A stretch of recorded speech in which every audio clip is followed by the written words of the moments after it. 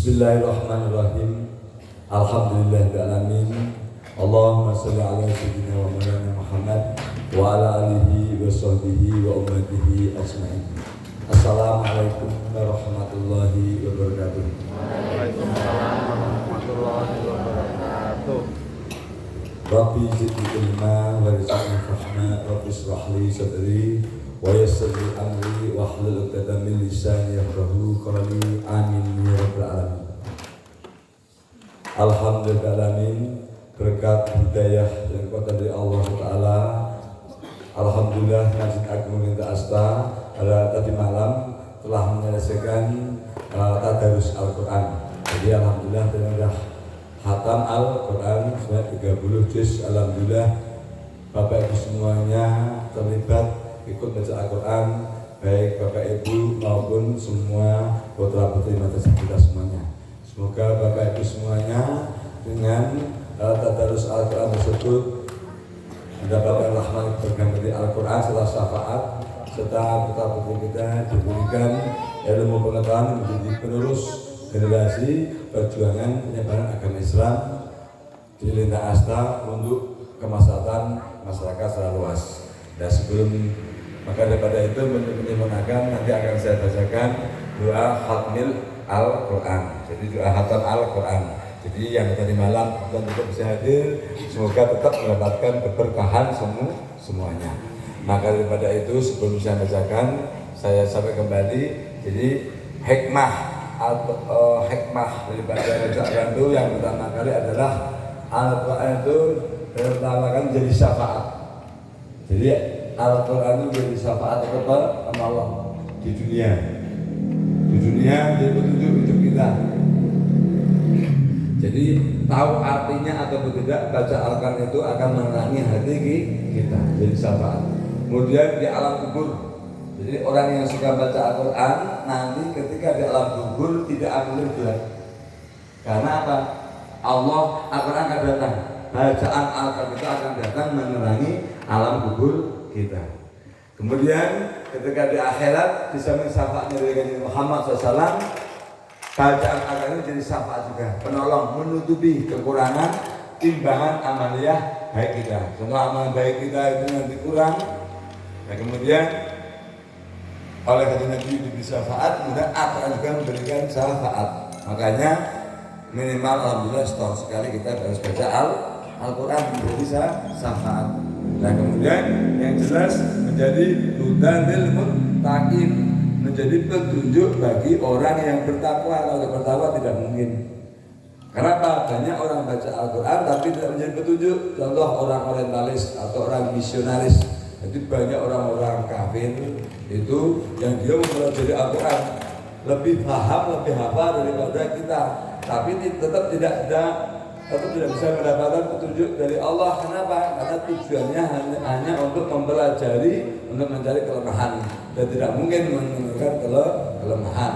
Makanya banyak surat di Al-Quran menantang orang-orang kafir, kalau kamu mendustakan bahwa Al-Quran itu bukan dari aku, kata Allah, maka bikinlah satu ayat saja atau satu surat saja yang serupa Al-Quran dan ajaklah semua orang-orang ahli sastrawan.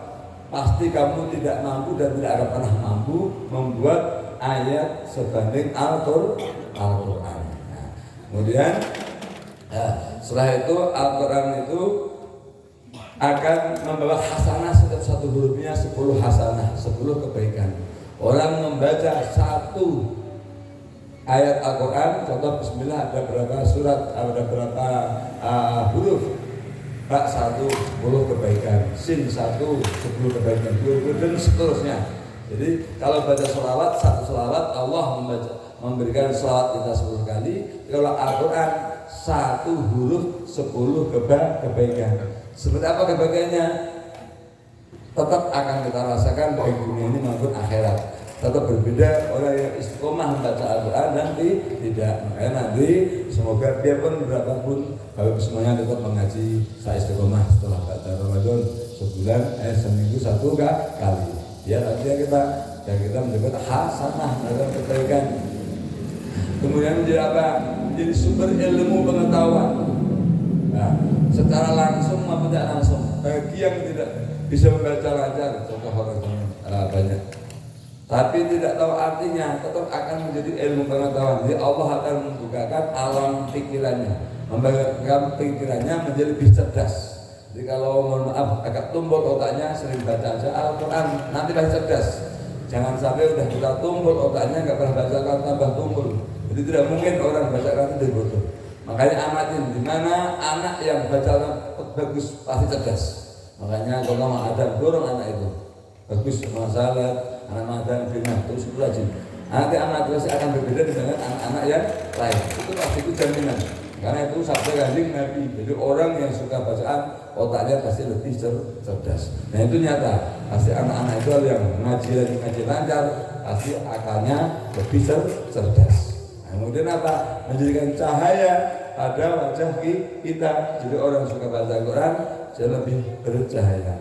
Ya saya bukan memuji bapak saya sendiri. Bapak saya itu minimal sehari kalau rumah begini minimal 1 juz. Bapak saya minimal seharian juga minimal rata-rata 1 juz setiap hari. Sampai tua juga nggak kelihatan tua, seger wajah itu, nggak kelihatan lesu apa nggak apa. Jadi dan tidak akan pikun kalau sering baca Al-Quran, tidak akan pikun. Nah, makanya kalau saya belum buat 1 juz minimal 10 ayat atau 1 ruku. Kenapa? Memang perintahnya begitu. Jika kita baca Al-Quran minimal 10 ayat atau 1 ruku. Kalau satu ayat yang pelajaran tapi perintah Kanjeng Nabi begitu pasti ada manfaatnya, kesinambungan daripada isi Al-Quran. Nah, tapi lebih baik karena menjadi buta lil muttaqin, petunjuk bagi orang bertakwa. Mari kita tetap mempelajari isinya. Jadi membaca Al-Quran, saya alhamdulillah 10 ayat tapi dengan artinya. 10 ayat istiqomah tidak sebanyak-banyak karena semua bertahap. Sekarang 10 ayat bertahap lagi satu ruku itu seperempat itu atau 1 ruku, kemudian 1 ruku 1 nisfu setengah, setelah itu 1 juz.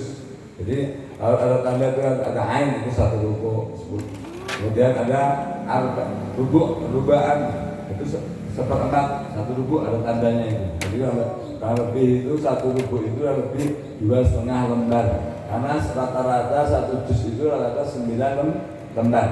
Rata-rata 9 lembar. Jadi 1 kemudian 1 nisfu setengah juz itu kurang lebih adalah 4,5 lembar. 1 juz 9 lembar. Nah kalau sudah terbiasa, nah itu insya Allah ya biasa. Nah bagi orang-orang tua sebenarnya penting. Kenapa? Kalau sudah tua mau ngapain sebenarnya kalau nggak baca Al-Quran? Sudah tua istilahnya tidur terus sudah pusing kepalanya. Jadi kalau orang-orang tua habis maghrib daripada itu baca Al-Quran, insya Allah kayak mati seperti itu. Insya Allah. Jadi hidup ini insya Allah pasti nanti Allah akan menata sendiri hidup kita. Makanya kalau baca Al-Quran insya Allah diri kita ditata oleh Allah, anak turun kita ditata oleh Allah. Jadi anak tidak terlalu capek-capek menata anak akan menjadi urut sendiri kalau kita istiqomah baca Al-Quran. Makanya seperti itu. Nah, kemudian yang berikutnya adalah menjadi syifa, menjadi obat. Jadi Al-Quran menjadi obat, baik obat lahir maupun obat batin. Obat lahir contoh kita kepala pusing, selama hati yang kepada Allah, ambil air putih ini ambil air putih, kemudian dibacakan Al-Fatihah 1 kali, diwasilah dengan wasilah Al-Fatihah. Diwasilah itu dengan wasilah Al-Fatihah. Ya Allah angkatlah penyakitku. Kemudian ditiup yakin baca sholawat 1 kali. Itu menjadi syifa, menjadi obat. Jadi Al-Quran itu begitu banyak hikmahnya. Kalau Bapak Ibu semuanya istilahnya mau belajar baca Al-Quran. Demikian yang saya sampaikan. Sebagai penutup saya bacakan doa Hatmil Quran. Mari saya membaca, itu Bapak saya mengamini. Dan kita mulai dengan Al-Fatihah dan syahadat. Bi barakati Al-Fatihah. A'udzubillahi minasyaitonirrajim. Bismillahirrahmanirrahim. Alhamdulillahirabbil alamin. Ar-Rahmanirrahim. Maliki yaumiddin. Iyyaka na'budu wa iyyaka nasta'in. Ihdinas siratal mustaqim. Shiratal ladzina an'amta 'alaihim ghairil maghdubi 'alaihim waladdallin. Amin. أشهد أن لا إله إلا الله وأشهد أن محمد رسول الله. اللهم صل على سيدنا ومولانا محمد وعلى آله وصحبه وسلم. بسم الله الرحمن الرحيم. الحمد لله رب العالمين. إياك نعبد وإياك نستعين. اهدنا الصراط المستقيم. اهدنا الصراط المستقيم. اللهم ارحمنا بالقرآن واجعله لنا إماما ونورا وهدى ورحمة. اللهم ذكرنا منه ما نسيت وعلمنا منه ما جهلت وارزقنا تلاوته آناء الليل وأطراف النهار واجعله لنا حجة يا رب العالمين. اللهم أصلح لنا دين الذي هو عصمة أمري وأصلح لنا دنياي التي فيها معاشي وأصلح لنا آخرة التي فيها معادي واجعل الحياة زيادة لي في كل خير واجعل الموت راحة لي من كل شر. اللهم اجعل خير أمري آخره وخير عملي خواتمه وخير أيامي يوم كافي. اللهم إني أسألك عيشة هنية وميتة سوية ومرة غير مهدي ولا خالدي. اللهم إني أسألك خير مسألتي وخير دعائي وخير النجاح وخير علمي وخير العمل وخير الثواب وخير الحياة وخير الممات وثبتني وثقل موازيني وحقق إيماننا وارفع درجتنا وتقبل صلاتنا واغفر خطيئتنا وأسألك أولى من الجنة. اللهم إني أسألك موجبة رحمتك وعجائب مغفرتك والسلامة من كل إثم والغنيمة من كل بر الفوز بالجنة والنجاة من النار. اللهم أحسن عاقبتنا في الأمور كلها وعجلنا من خزي الدنيا وعذاب الآخرة. اللهم اغفر لنا من خشيتك ما تحول به بيننا وبين معصيتك ومن طاعتك ما تبلغنا بما جنتك ومن اليقين ما تهون به علينا مصائب الدنيا ومتعنا بأسمائنا وأبصرنا وقوتنا ما أحييتنا واجعله الوارث منا واجعل ثأرنا على من ظلمنا وانصرنا على من عادنا ولا تجعل مصيبتنا في ديننا ولا تجعل الدنيا أكبر همنا ولا مبلغ علمنا ولا تسلط علينا من لا يرحمنا. اللهم لا تدع لنا ذنبا إلا غفرته ولا هما إلا فرجته ولا دينا إلا قضيته ولا حاجة من حوائج الدنيا والآخرة إلا قضيتها يا أرحم الراحمين. ربنا آتنا في الدنيا حسنة وفي الآخرة حسنة وقنا عذاب النار.